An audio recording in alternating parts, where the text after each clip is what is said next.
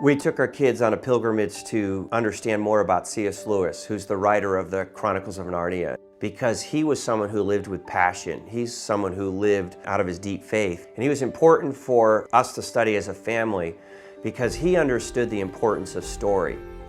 My kids love the Chronicles of Narnia, so we thought that would be really fun to visit some of the places that were important to him.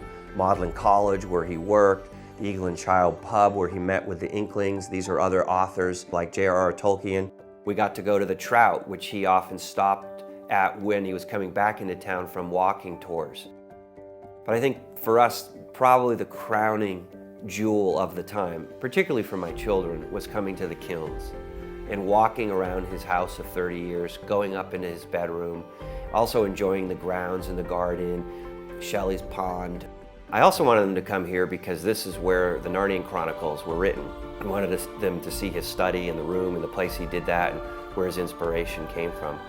During World War II, when the evacuees came out of London, Lewis and his brother invited children into their home. And there was one particular day where they complained about being bored, and he couldn't understand how you could live at the Kilns out in the countryside and be bored.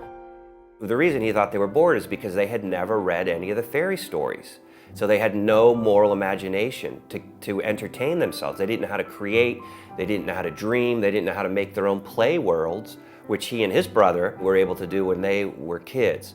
Many people think they were the inspiration for the Chronicles of Narnia.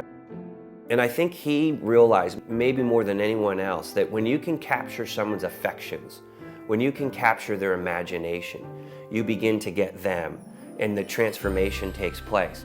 And when you're in that story, walking and living virtuously becomes a second nature for you. You don't even have to think about it because it comes out of the new imagination that you have.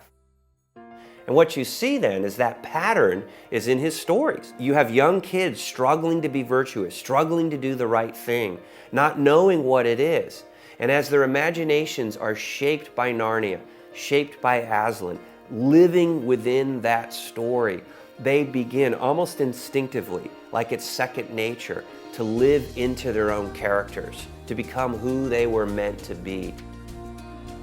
In the same way that the characters of the Chronicles of Narnia are in a story and it's almost an enclosed world, my kids are in a story called Christianity. It's a world that God has created in which we have fallen into our own idolatry. We had to have a great hero come in and rescue us, and that's Christ. And we're pulled out of our sin and misery into a new relationship with our Heavenly Father. And then now we're moving on a fabulous journey towards the promised land that one day we will live in forever. And the more you understand the story that you're in, the more it begins to shape you, and the more it not only shapes your imagination, but it shapes your habits, and it shapes your actions in life, and you begin to live differently. You live out of the story. You live in the story, and it's transformative. It's not like we ever arrive into deep faith. It is something we're seeking our whole life. And Lewis was a great person who exemplified that kind of life.